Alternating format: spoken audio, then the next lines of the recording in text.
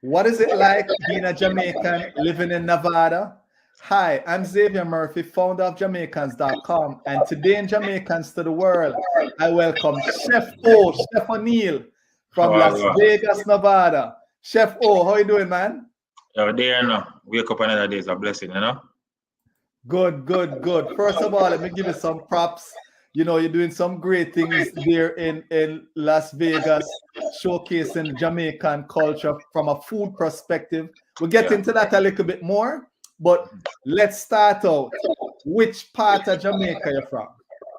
From St. Thomas, you know, born at Seafoot.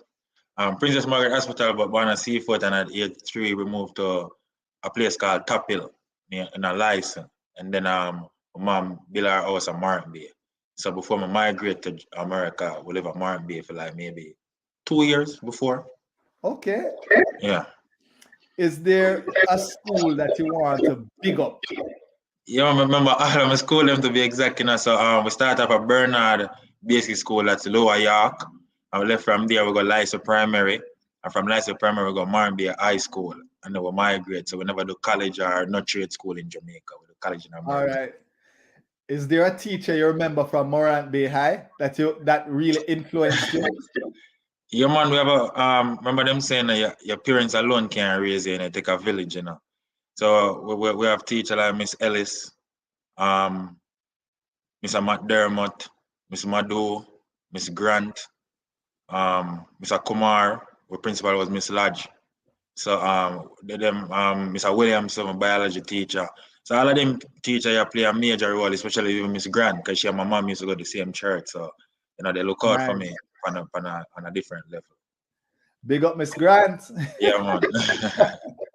So tell us about your journey to the United States first, and then how did you end up in Nevada, specifically Las Vegas? All right, because I have an acronym called JOI, J-O-I, Journey as an Immigrant. So I actually come to America from 1998, but our dad was so strict, he decided to go to high school at Jamaica, he never go to high school in America. So me never even graduate high school. After my last CXC, I literally fly to America the next day. And we started life in the Big Apple, which is 2003 summer, right? We work in every single fast food you can think about because I naturally grew up with this passion of cooking. So I wanted to know the back end of every business. So in order to do that, I wanted to work in every different fast foods, from the McDonald's to the Burger Kings to Wendy's, you name it, I did it. And then I went to college, Art Institute of New York City, where I get my degree in culinary arts and restaurant management. But when I graduated college, there was a recession in America, so there wasn't no jobs and so available. So we started working at PLS and whatnot.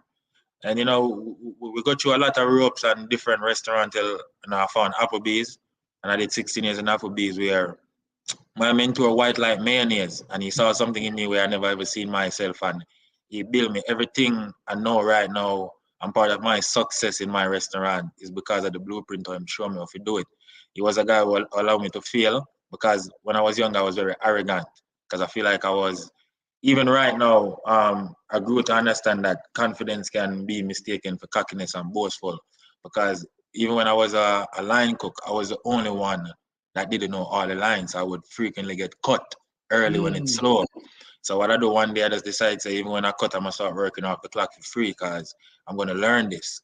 So one of the guys make a big mistake 2 weeks later and call out, and they see that I could run 2 stations and they could use one body instead of two. And from right there, I just started climbing up the ranks. So I started as a $4 cook, and when I left, I was a director of operations where Wow. I'm overseeing multiple stores. So the journey come now where I did 10 years in Brooklyn, then I bought my house in Queens and I live in Queens. So remember friends with us always, at that time I drink hard liquor because I don't drink hard liquor no more.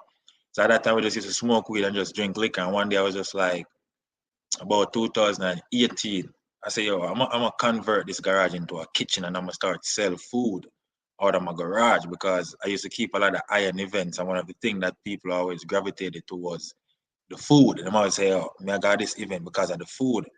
So the minute I put up that I'm gonna start cooking on Fridays, we used to use the term called Dutch pot Fridays because we grew up poor in Jamaica and the only pot that would sustain the heat on the coal stove or the wood fire was a Dutch pot, yeah. So we said Dutch pot Fridays, and before you know it now, we start get cursed out by Instagram ridiculously because people must say no, them are left work late and everybody are post and talk about the food good. So I say, all right, I'm gonna start something else now. We start to do seafood Saturdays, where no jerk chicken and none of that. So we do it like a Elsha style, the Kong soup, steamed fish, roast fish, escovitch festival. But I'm cooking off propane tanks and out of a bucket of water. So you come and order your food, you watch me make it. Wow. So before you know it, pandemic come now, and me started topping at the pandemic. Sometimes I have like 20, 30 cop cars in front of my house and people think it's a raid. But them just sit down and eat food because everywhere closed, my garage open, and restaurant dip open, so I just get the food. So at that point now, me say me I please New York people on a different level. One thing is pandemics, everybody do one, but the way everybody got crazy about the food, even my neighbors them now, to the point I have to start cook food from like 7 in the morning. And even at 1 a.m., we still are cook because as a one-stop, people are drive, smelly, see the thing, walk up, oh, food I sell. And you never know. So at this point now, I say, please New York people. I'm there for 24 years now. I'm please New York people. So I know I can't take this food go anywhere in America. I could just take over. But decided I wasn't going to tell nobody the move me I going to make beside my brother. I have one brother and one sister, but my brother super close. I said, bro, I'm going to make a move from New York, but I do it with a strategy behind it, because I don't want nobody talk me out of it. So what I do? So I look at some states, which was North Carolina, South Carolina, Colorado, California, and Las Vegas. So when I do the all four first, I'm going to do Las Vegas last. I saw that everything that all these states have already sports-wise, like baseball team, hockey, basketball, is coming to Las Vegas. So I say, Las Vegas now I type in how much people travel to Las Vegas daily. And I saw 100,000 leave, but 150 coming in. So I was like, no, I don't have to depend upon locals. But then I start with the race that travel the most to Las Vegas from all over the world, and I see that the skin color is Caucasian and white. People that's not our kind. So I said, our culture is so dominant. Anywhere in the world we go, it's going to stand out. So now I start looking at the population, how much it is for buy a house, rent, and everything, cost of living. So I decided that me and my brother in the middle of pandemic, maybe about 6 people on the flight, and me and him take a trip to Nevada. I was linked up with a realtor, and he had a restaurant selling for 55,000. But the restaurant was already like, it would probably cost me 15 to 20 grand. Wow. Probably said, oh, I want to set it, do it was already made. But it just couldn't seat more than 30 people. And so I go back to New York and I think I said, nah. I figure it out. Because it's like 55,000 is a bargain, you know, because the hood and a sew in a restaurant alone gonna run it like almost $250,000. So if you integrate all of that, it's like, I say, you know what? So the guy called me and said, I have 2 more buyers we're ready for buy what me I do. And but I say, you know what? Go with it. Me link with a different realtor now from he was born in the UK and moved to Nevada. And he called me and said he got a restaurant he found one for 88,000. Wow. It was a Chinese restaurant, like a bistro. I said I could be in Vegas tomorrow. And I bought it because we're in a pandemic. So everything cheap. Right. It's $300 round trip. So I went, and the minute I pull up and I saw the parking space, I said I want it. And he said, you don't want to go inside? I said, yeah, but I'm telling you now, I want it. Because whenever you're doing business, you have to kind of put yourself in the consumer standpoint. Why would I want to go somewhere where we have to pay for parking and then pay for a meal? It doesn't add up. Right. So when I have over 200 parking space, I was just like, what? So when I went in now and I saw the kitchen set up, the vision just was like, I want it. So we negotiate a price and we just send the money in escrow. So at this point now, I'm like, my brother know I'm going to move. So I said, I want a house. So I got in contact with a builder and they told me it would be done like the March of 2022. 21. I got the call December, said the house is done. Wow. January 7th, I left New York City with one suitcase, a duffel bag, and my backpack, and I decided I'm gonna start over. I left New York with no friends, no family. A lot of people didn't know I went in Vegas until I put up the sign on my Instagram. I was a Dutch pot. Nice. And that's how I ended up in Las Vegas. Well, listen, an amazing story, Chef O. You know what? I love something you said, which is learning a system. Yeah. And how you went to all these other restaurants and worked at all these other restaurants to learn the system. And I tell people sometimes you have to take a step back and to move forward. And it may be a job you may not want, but it may be a system that you're going to need. Yeah.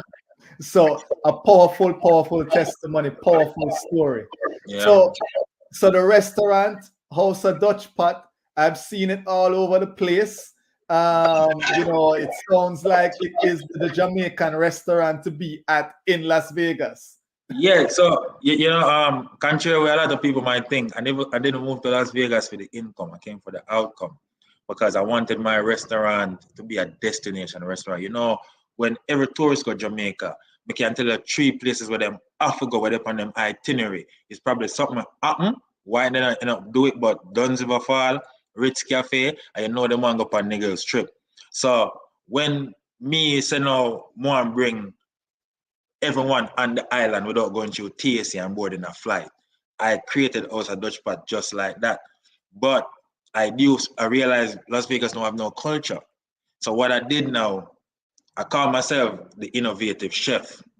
So what I do, let's call a spade a spade. All around the world, Jamaican restaurants don't have a good reputation. Like people say, face skin up, always attitude. Like people are obligated for coming to your restaurant. Well, for me, I think it's a privilege when somebody drive past over 300 restaurants to come to my restaurant. That's a privilege to me. They're not obligated to do it.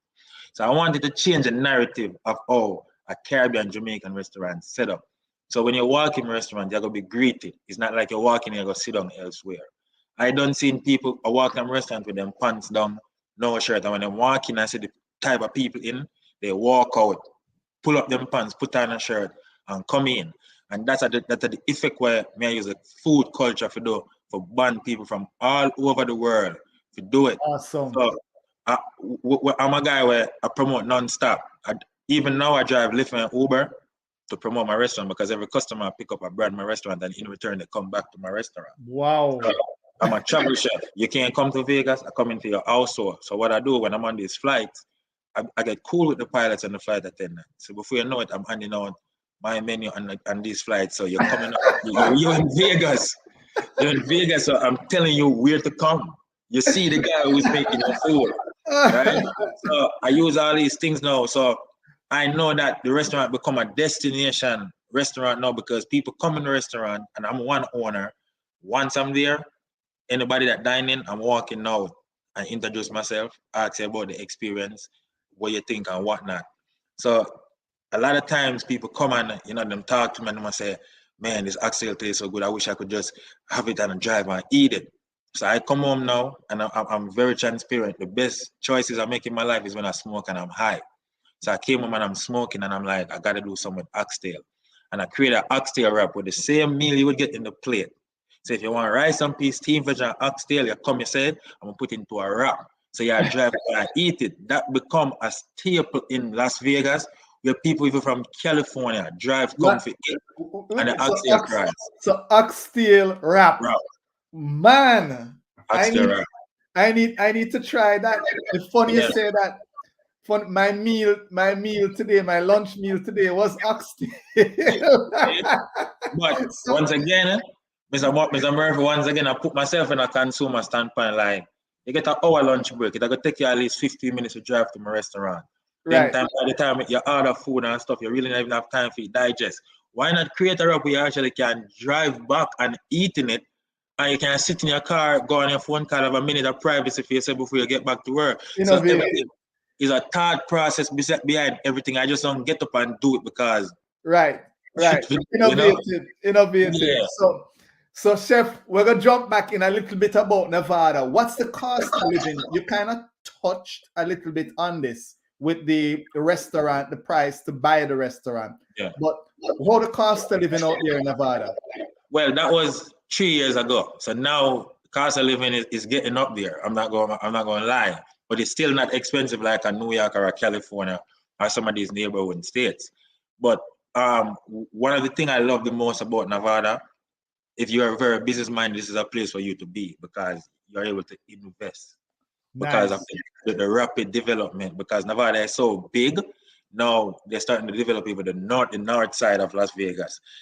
Yesterday, the F1 formula come out here. They sign a lot of contracts. We're getting our own basketball team. We just get the A's, the Oakland A's coming out here, right? We're getting our own MLS team. So when you think about all that now, a lot of people used to live in Oakland, move to Las Vegas because the Raiders move out here. So people follow teams. And with the whole expansion of the MLB, the expansion of NBA and so forth, I'm not a business guy who think about the moment. I have a futuristic mindset. So why not come to Las Vegas now, set up shop, and when everything come around you, I don't want nobody slice of the cake. I just want mine. I didn't even want the crumbs from it. A little slice. That's it. That's it. So, in terms of the Caribbean community out there, is there a small Caribbean community out there, and do they have any events that you could say, okay, there's maybe a Las Vegas reggae festival or a carnival or something that they do annually out there? So yeah, the Las Vegas really Caribbean people is out here, but it's not like dominant. Like honestly, I would probably say 2% of the population out there is Caribbean, if so much, right? They keep an event out here called Reggae in the Desert, but there's nothing like substantial of where it pull the Caribbean crowd from other states to come to it. So what I'm doing, the only reason it's not happening in 2024 because I was even the ambassador. Auntie Arjamans was in my restaurant past August. Me and her was really moving around for a few days, and I'm creating a Las Vegas Caribbean Music Festival where me and actually Joe Bogdanovich is going to partner with that. The only reason it's not happening, the day we pick, we another big event is clashing, and the Metro Police Department doesn't have enough security to do it because we are trying to pull over 20,000 people because we was going for the likes of the Shabba Ranks, the Berry Saman, Mary J. Blige, and we was going to the Afrobeat with Wizkid. We have ties with everybody who need to tap into because when I explained everything to her, she even mentioned it to the Prime Minister Andrew Warner. So that was something that I'm gonna propel 2025, which we're planning. We even planning the logos. I will even send you the logos and stuff with certain stuff with that already. We're planning it big because it's gonna be a 2-day event where the Saturday is gonna be the kids and family where we're gonna do a back to school drive, which I do presently right now. So we're just gonna emulate it bigger. So that's gonna be the family. And then the Sunday now is the concert itself where everybody can come out and do it, which is gonna be a kids-friendly event also. But taking it on a level where I'm trying to bring back like a reggae sunsplash vibes in Nevada. I see. Yeah. Let me say this, and Chef, does a lot of work in the community. If you don't know, he, feed the homeless, Christmas things that he does. So, I love seeing when somebody give back to the community. And you have been featured a few times, I've seen in the media there, because of how you give back to the community. So hats off on that, hats off on that.